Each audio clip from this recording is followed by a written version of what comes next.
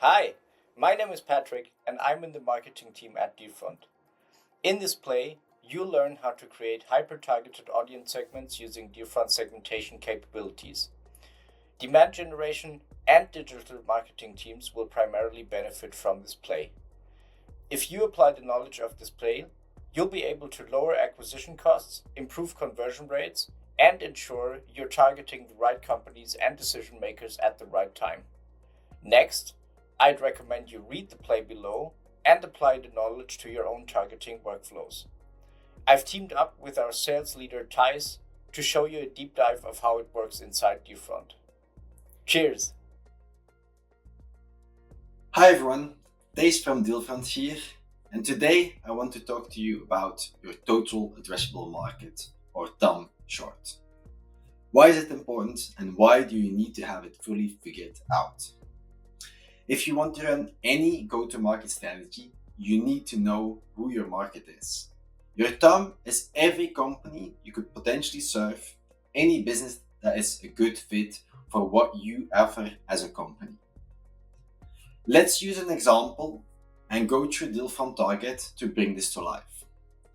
Let's say you're a security training provider focused on manufacturing companies within the DACH and Benelux region, with a target of companies that have over 100 and more employees. So if we dive into Target, we can easily add those firmographic data to drill down to those specific companies. As you see, within Target, I've already selected the 3 most important filters for this specific example. The first one was location, making sure that we have the DACH and the Benelux region selected.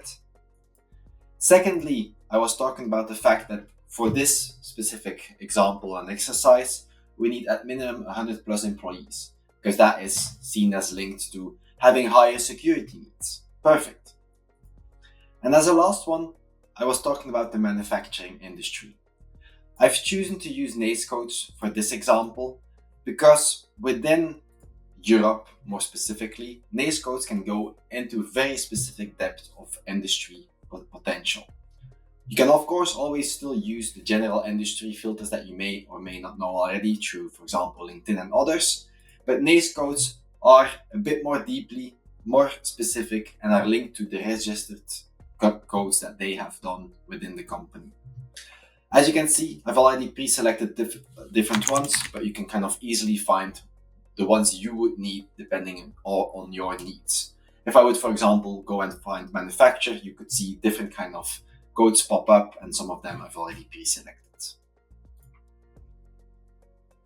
This is basically how I easily go from the whole, for example, world to then specifically the location that I want, specifically the size of company I want, specifically the vertical I want to have.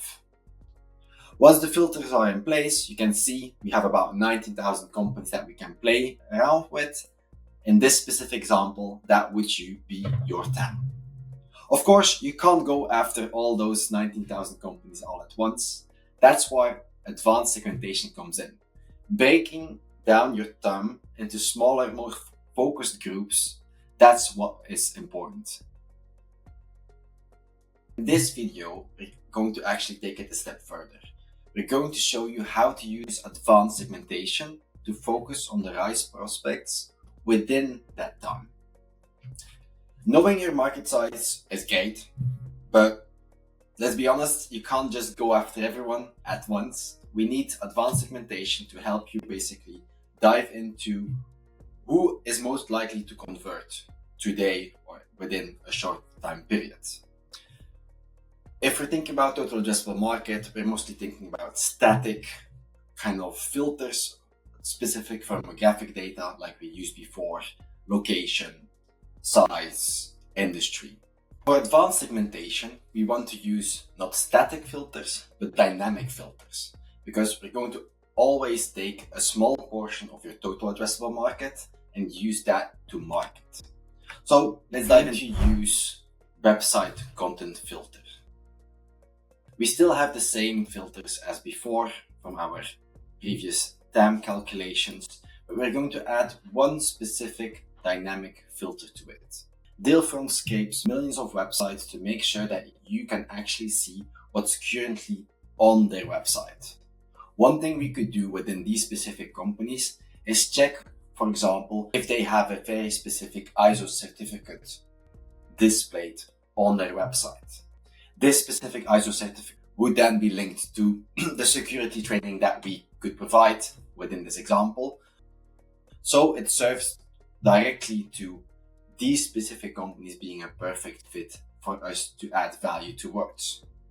As you can see, we see a list of companies who are mentioning these specific filters, these specific certificates on their website.